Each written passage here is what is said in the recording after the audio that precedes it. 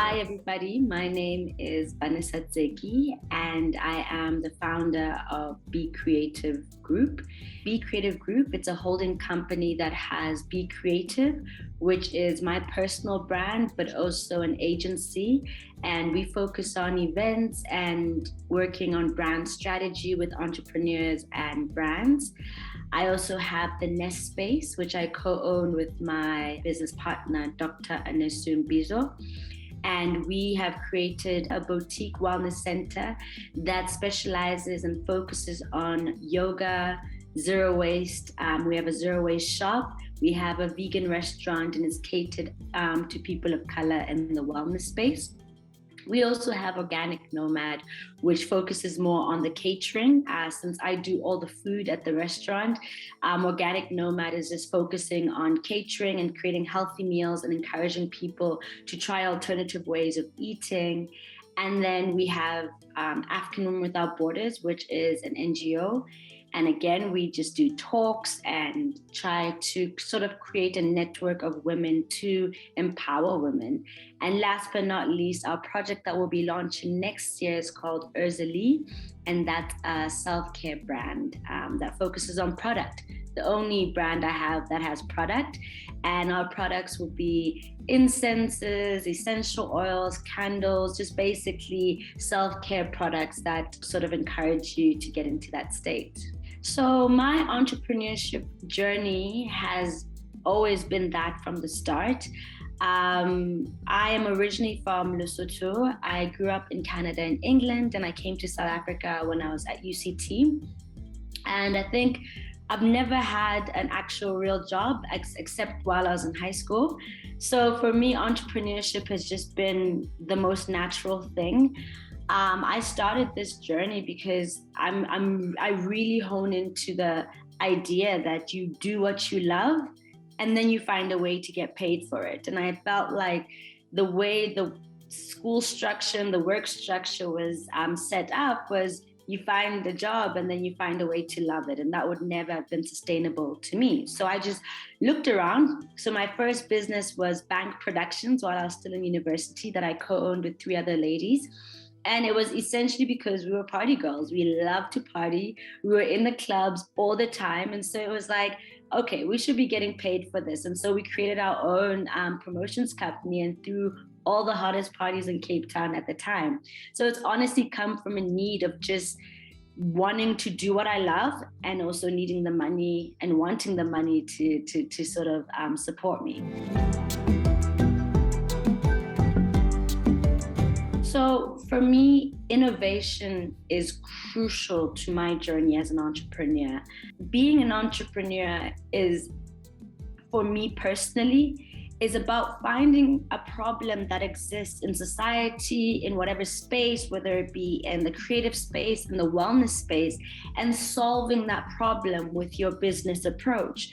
So for example, if I look at the Nest Space, the problem that existed was that there were so many yoga studios and wellness centers, but that felt very violent to Black people in a sense, because you would find that you're the only person of color doing yoga.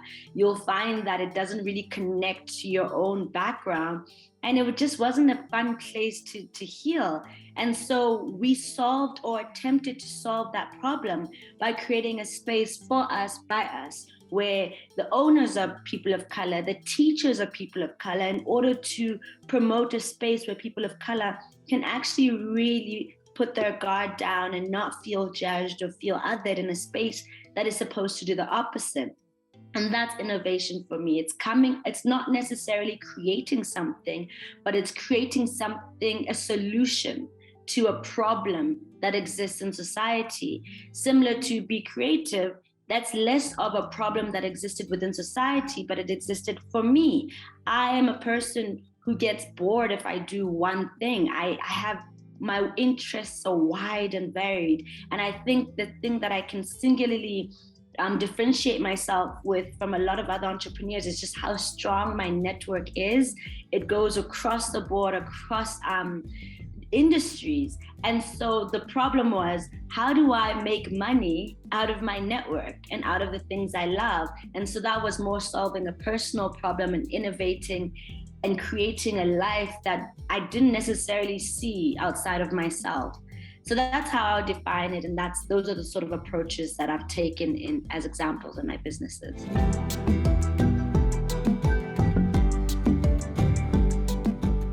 I think the benefits are definitely the fact that we are the first to do it. So when you're driving innovation, you're usually in a very lonely category with not a lot of people doing what you're doing.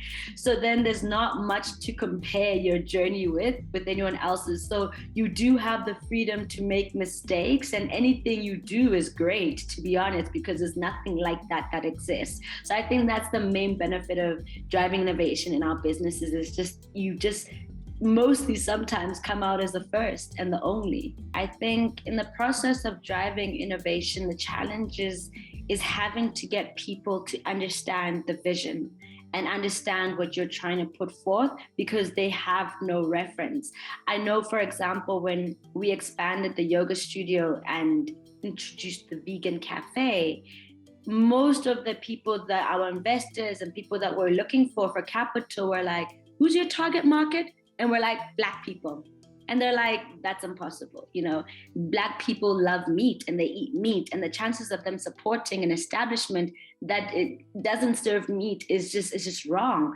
And so those were the challenges we came across. And it took real belief, when us having to bootstrap the process and not getting as much funding as we required.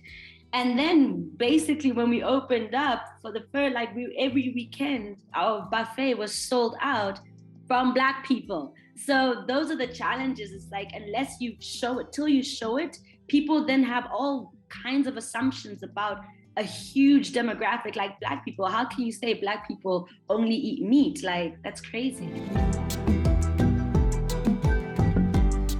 You've got to really prepare to walk a very lonely path. With the nest, I'm lucky I had a nest too, but with my other businesses, I am quite lonely I've only recently been building a team around me.